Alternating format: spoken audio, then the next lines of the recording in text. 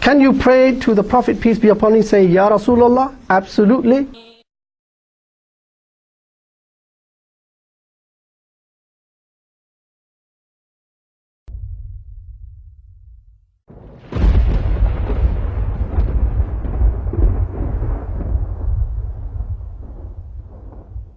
تو بشریت کا لباس اتار دیا تھا، اور جب عرش والوں کو چھوڑ کر لامکانے گئے نورانیت کا لباس بھی اتار دیا تھا۔ اب کون سا لباس رہ گیا؟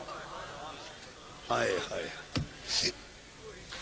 ہک ہے ہک ہے ہک ہے ہک ہے ہک ہے ہک ہے، جیڑا ہک کو ڈو کر جانے وہ کافر تے مشرک ہے۔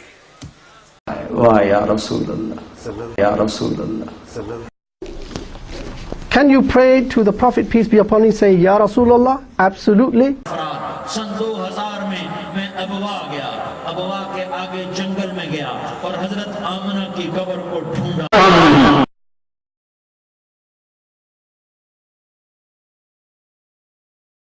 اللہ کی تلوار عرش کے اوپر سے چلی ہے، عرش زیر و زبر، عرش کے فرشتے زیر و زبر، عرش کے نیچے زیر و زبر، ستواں چھواں پنجواں چوتھا تریا دوا پہلا، آسمان لا، خود ہوا فضا خلا لا، والزمین آسمان چند سورج تارے لا، انسان جنات جن پرند چرند آبی خاکی ناری نوری ہوائی فضائی خلائی سب لا ہیں، لا ہیں، کوئی کچھ نہیں ہے، کوئی کچھ نہیں ہے، جو کچھ ہے وہ اللہ ہے، جو کچھ ہے وہ اللہ ہے۔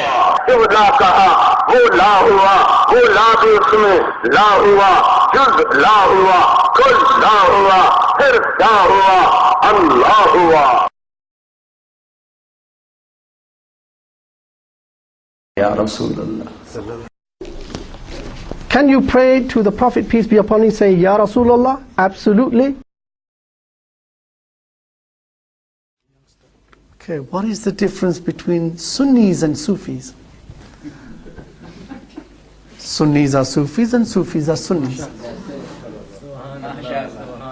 No Sunni cannot be Sufis, and if a Sunni says I'm not a Sufi, then he is a Wahhabi.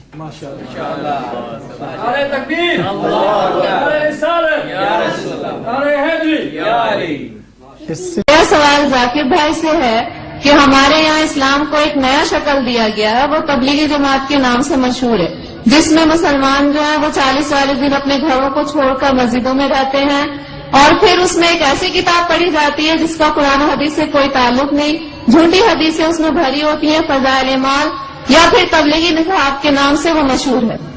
آپ اس کے بارے میں برائے مہربانی تھوڑا سا واضح کر دیں۔ دوسری بات یہ کہ فاتحہ جو لوگ کرتے ہیں اور اس کو یہ صحیح سمجھتے ہیں بالکل، اس کے بارے میں آپ کی کیا رائے ہے؟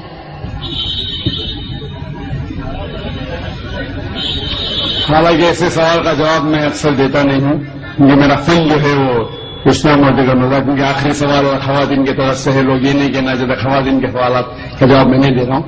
میں نے سوال پوچھا کہ تبلیغ جماعت جو ہے ایک جماعت ہے ہمارے مسلمانوں میں، ہندوستان میں خصوصاً، وہ تبلیغ نصاب پڑھتی ہے جس کے اندر حدیث مکسچر ہے۔ اب بالکل صحیح فرماتی ہے کہ تبلیغ نصاب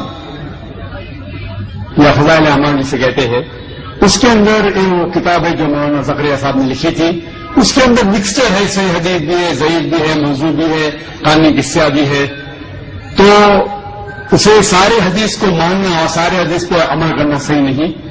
ہمیں عمل کرنا چاہیے صحیح حدیث پہ، صحیح حدیث ہماری حجت ہے۔ ان کے لیے اگر آپ ضعیف حدیث جاننا چاہتے ہیں یا ضعیف حدیث دوسرے حدیثوں سے مل کے صحیح ہو جاتی ہے وہ ٹھیک ہے، لیکن باقی موضوع حدیث یا ضعیف حدیث کو حجت قائم کرنا یہ اسلام کے شریعت کے حساب سے صحیح نہیں۔ ہمیں عمل کرنا چاہیے قرآن اور صحیح حدیث پہ۔ ان کے لیے اگر آپ جاننا چاہتے ہیں تو الگ بات ہے۔ تو یہ اسی لیے یہ افسوس کی بات ہے کچھ مسلمان ایسی کتابیں جیسے تبلیغ نصاب ہو اس کو قرآن سے زیادہ اہمیت دیتے ہیں، جو غلط ہے۔ ہمیں قرآن پہ عمل کرنا چاہیے اور صحیح حدیث کی کتاب جیسے میں نے کہا صحیح بخاری ہے، صحیح مسلم ہے، ان کے سارے حدیث ماشاءاللہ آپ کو محدث ہونے کی ضرورت ہی نہیں، سارے حدیث صحیح ہے۔ پھر آپ جا سکتے ہیں سنن ابو داؤد، ترمذی، ابن ماجہ، سنن نسائی، ایسے کتابیں ہیں جن سے انشاءاللہ ان میں اکثریت حدیثیں صحیح ہے، سارے نہیں تو باقی کتابوں سے، تو ان کا مطالعہ کرے تو امید ہے کہ آپ کے علم میں اضافہ اور ہوگا۔ وہ جو لوگ کمپیریٹو ریلیجن کے ہیں اور تحقیق کرنے کی وجہ سے کوئی باقی کتاب پڑھنا چاہتے ہیں تو اس میں کوئی حرج نہیں ہے۔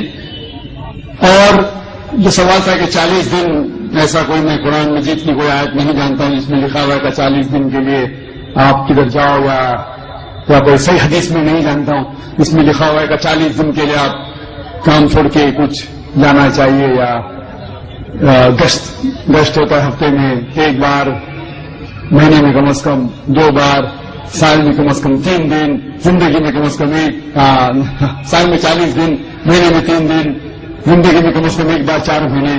یہ سب چیز کچھ قرآن سے حدیث سے ثابت نہیں، قرآن سے حدیث ثابت نہیں، لیکن ہمیں ہمارے مسلمان بھائیوں سے پریم سے پیش آنا چاہیے۔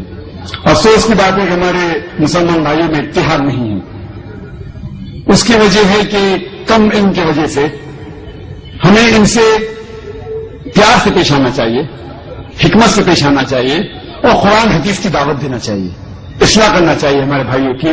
یہ کہنا کہ آپ غلط ہے اور شدت کے ساتھ ان کی مخالفت نہیں کرنا چاہیے، پیار اور حکمت کے ساتھ۔ جس طریقے سے میں کہتا ہوں سوائن بہنوں بہنوں کو مسلمان کے لیے بھی کام کر سکتے ہیں، اور ہم اس بات کی طرف جہاں پر ہمیں یکساں ہے، کیا یکساں ہے؟ قرآن ہے، صحیح حدیث ہے، یکساں ہے، اس کے اوپر عمل کرو۔ تو افسوس کی بات ہے کہ ہم حکمت کا استعمال نہیں کرتے، اسی لیے تفرق ہے۔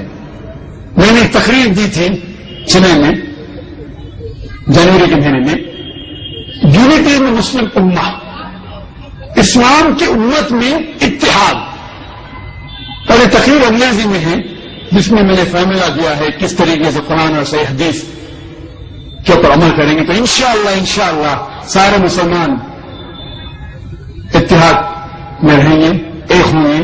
جیسا اللہ تعالیٰ فرماتے ہیں سورہ عمران میں 3 آیت میں 103 میں، واعتصموا بحبل اللہ جميعا ولا تفرقوا، اور ہم اللہ کی رسی کو مضبوطی سے پکڑے۔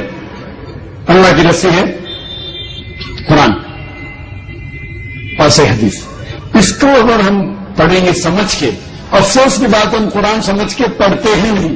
چند مسلمان قرآن کو سمجھتے ہیں، باقی لوگ تلاوت کرتے ہیں، رمضان میں 1 بار 2 بار 10 بار، الحمدللہ تلاوت کیجئے، اچھی بات ہے، ثواب ملے گا، لیکن صرف تلاوت کرو اور اس کے اوپر عمل نہ کرو تو جنت میں جانے کی کوئی گارنٹی نہیں۔ تلاوت کرو، اگر آپ عربی نہیں جانتے تو اس کا ترجمہ پڑھو، اردو میں پڑھو، ہندی میں پڑھو، مراٹھی میں پڑھو، انگریزی میں پڑھو، جو زبان پہ آپ کو مہارت ہے اس زبان میں پڑھو۔ بخاری کا ترجمہ پڑھو، صحیح مسلم کا پڑھو اور عمل کرو۔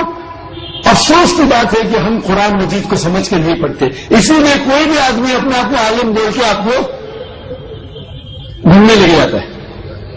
کوئی بھی کچھ بھی کیا فتویٰ دے دیا مان لیے۔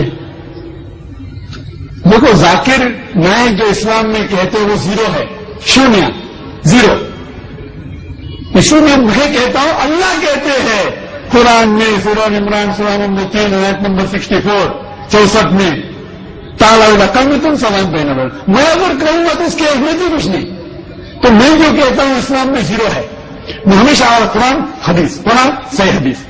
تو جو بھی عالم کچھ بھی آپ سے کہتا ہے اس سے پوچھئے کوئی ہاتھ بڑھانا، آپ اپنا ثبوت پیش کرو، ان کو صادقین اگر آپ سچے ہیں کہ قرآن مجید کی آیت سورہ بقرہ کی سورہ نمبر 2 آیت نمبر 111 میں کوئی ہاتھ بڑھانا کو ان کو تم صادقین، آپ اپنا ثبوت پیش کرو اگر آپ سچے ہیں۔